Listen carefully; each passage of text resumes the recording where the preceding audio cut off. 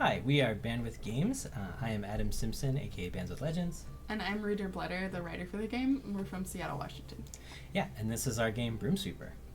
I decided to make BroomSweeper because I really liked playing Minesweeper, and I saw a lot of the success, mainly from Balatro and some other games, of kind of turning your favorite retro game into a rogue like. And so I want to take away a lot of the pain points of Minesweeper, such as one click equals death, and a lot of the very luck based elements of it, and also that it was time based instead of logic based puzzles were kind of the ceiling. So here, another reason was I prototyped a couple different games, and through playtesting with friends, family, and members of the Seattle Indies, we basically invited them in and said, hey, play this game for about half an hour. Our shortest playtest length with BroomSweeper was 2 hours long, and people just couldn't put the game down. They said this is super fun, intriguing. They really liked the puzzle elements of it. And so that was a big sign to say, turn it into a real thing. Here we are on the character select screen, and we're just going to talk a little bit about the characters. We really wanted to include a variety of perspectives in the game, as diversity is really important to our team. We have characters that are all different ages, genders, races, and even though the game is set in 1995 for that nostalgic factor, we wanted to include pronouns on all of the character select screens, including some non-binary characters. Our team, including the contractors that we've worked with, have largely been queer, and so it's really important to us to see positive queer representation in games. Yeah.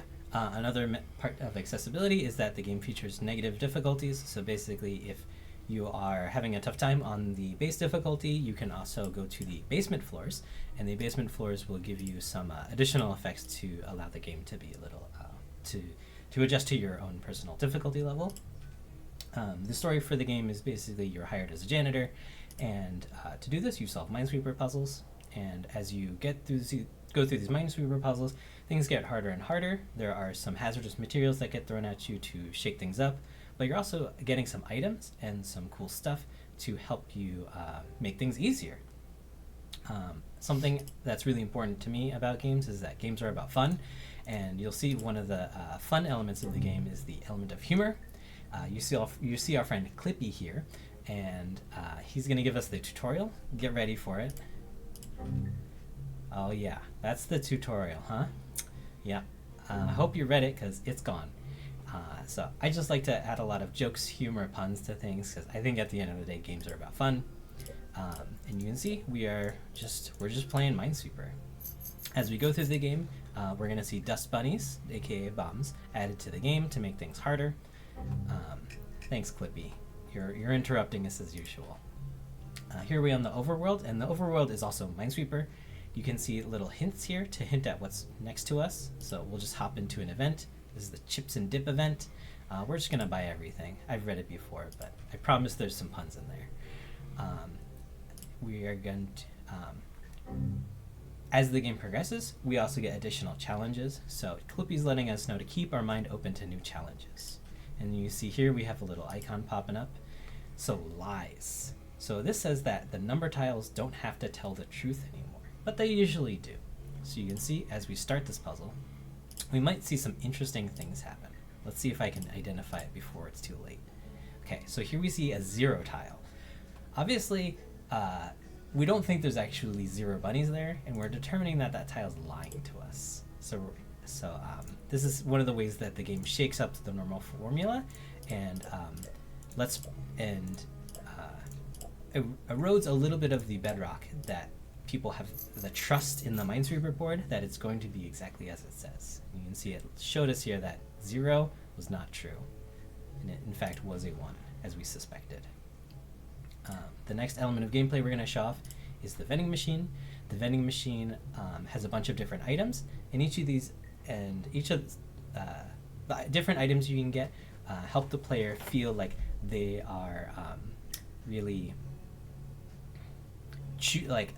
designing their own game and choosing the way in which they can play, going into different archetypes, having different powers and strategies, and this is the roguelike gameplay that make it a little bit easier.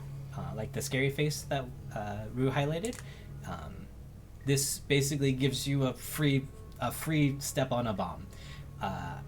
So you, instead of actually blowing up and dying, which you wouldn't do anyway because you have a health bar, it just runs away.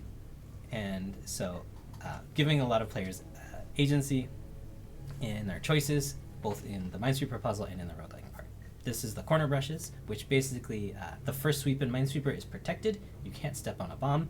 And this enlarges that to include the corners. The corners are a very normal place for people to start, and so this just kind of gives them a leg up in their puzzle-solving ability.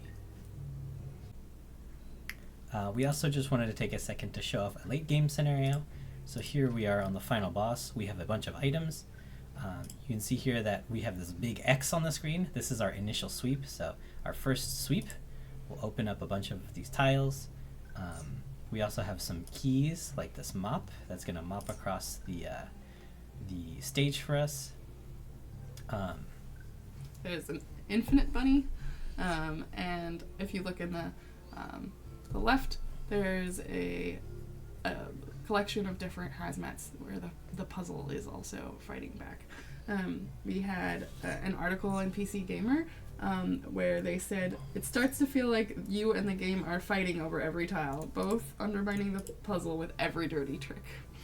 Yeah, and so that's really how we're trying to design the game. As it feels like there's a struggle between the player and the office or Tentatek or some unknown entity to fight over cleaning all of these things quickly and easily versus having to toil your life away at the office, so to speak. And the last thing we'll show off is let's get blown up, huh? Yeah, there we go. There's all the bunnies. If we were to be chosen to exhibit at PAX West, something we would definitely do is dress up as janitors. As we said, we love to put humor into the game. We love to put a lot of character and charisma into it, and I think that's one of the best ways for us to just show off who we are, how much fun we like to have, and how much we love making the game. We want people who come to the booth to have a really good experience and laugh a lot. Yeah, and walk away saying, like, I had a great time at PAX.